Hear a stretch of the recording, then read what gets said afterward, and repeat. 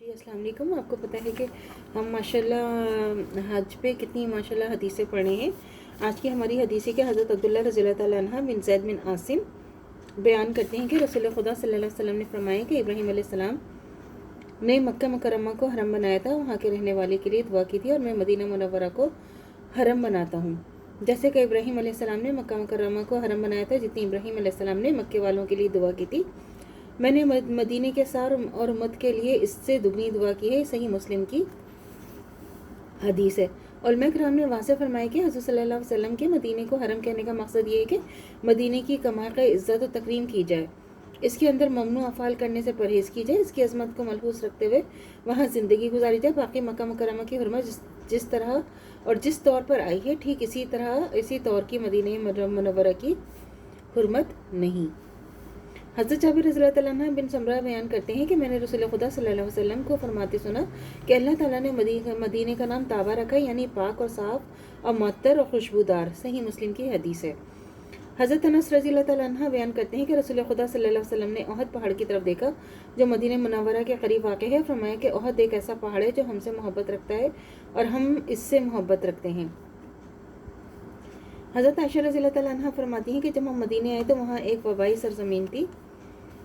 حضرت ابوبکر رضی اللہ تعالیٰ عنہ اور حضرت بلال رضی اللہ تعالیٰ عنہ بیمار ہو گئے. جب رسول خدا صلی اللہ علیہ وسلم نے اپنے صحابہ رضی اللہ تعالیٰ عنہ کی بیماری ملاحظہ فرمائی تو آپ صلی اللہ علیہ وسلم نے دعا فرمائی کہ اے خدا, جس طرح تو نے ہمیں مکے کی محبت عطا فرمائی تھی, اسی طرح ہمیں مدینے کی محبت عطا فرما, یا اس سے بھی زیادہ محبت عطا فرما. یہاں کی آب و ہوا کا صحت بخش بنا دے اور ہمارے سا اور مد میں برکت عطا فرما. یہاں کے بخار کو جوفا کی سرزمین کی طرف منتقل فرما دے. صحیح مسلم کی حدیث ہے. جوفا کے علاقے میں یہودی رہتے تھے جو مسلمانوں سے سخت قسم کی دشمنی اور عناد رکھتے تھے.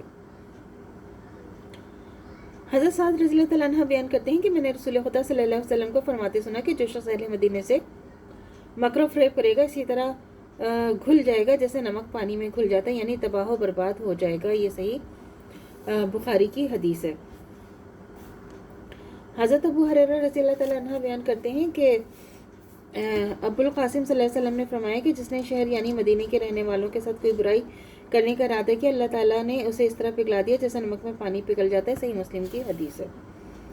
حضرت ابو ہریرہ رضی اللہ تعالیٰ عنہ بیان کرتے ہیں کہ رسول خدا صلی اللہ علیہ وسلم, دیکھیں حدیث سے پڑھنا بہت ضروری ہے, نے فرمایا کہ مدینہ حرم ہے, پس جو کہ اس میں کوئی بدعت ایجاد کرے یا کسی بدعت کرنے والے کو پناہ دے, اس پر اللہ تعالیٰ نے فرشتوں کی تمام انسانوں کی لعنت ہے. قیامت کے دن نہ اس کا کوئی فرض قبول ہوگا, نہ نفل یا نہ فدیہ قبول ہوگا, اور نہ توبہ قبول ہوگی. صحیح مسلم کی حدیث ہے. آج کل تو ہم کتنی بدعت کرتے ہیں, اور اللہ تعالیٰ نے تو بدعت کرنے کو, کیونکہ اللہ تعالیٰ نے ہمیں قرآن دے دیا, حدیث دے دی, تو ہمیں چاہیے کہ اسی پہ خالی جو چیز ہمیں نہیں سمجھ آتی قرآن اور حدیث سے ہی ہم ڈھونڈیں. یہ جو اپنی طرف سے نکال لیتے ہیں نا بدعت کا, بہت نہیں, آپ کو نہیں پتہ کتنی اس کا گناہ ہے, اور تمام انسانوں کی لعنت ہے. دیکھیں نا, فرشتوں کی, اللہ کی, اور تمام انسانوں کی. ہمارے نبی نے فرما دیا تو ہماری کیا اوقات ہے. یہ مطلب ہے اس کا, بدعت کا مطلب ہے نئی باتیں سوری بدعت کا مطلب ہے کہ نئی باتیں دو قسم کے ہوتے ہیں. ایک وہ نئی بات جو خدا رسول کے احکام کے مطابق ہو, اور دوسری وہ نئی بات جو خدا رسول کے احکام کے خلاف ہو. حدیث میں جس نئی بات کا ذکر ہے وہ نئی بات ہے جو خدا رسول صلی اللہ علیہ وسلم کے احکام کے خلاف ہو. مدینہ منورہ علیہ السلام کا مرکز تھا, اور وہاں اس قسم کی بدعتیں شروع کرنے والے پر حضور صلی اللہ علیہ وسلم نے لعنت فرمائی ہے. تو اللہ تعالیٰ سے دعا کرنی چاہیے جو ہمارے ایمان ہے مرتدہ قائم و دائم رہے, خاتمہ بالخیر ایمان پر ہو. اجازت دیجیے, اللہ حافظ. میں چینل کو لائک کیجیے, شیئر کیجیے, سبسکرائب کیجیے. شکریہ.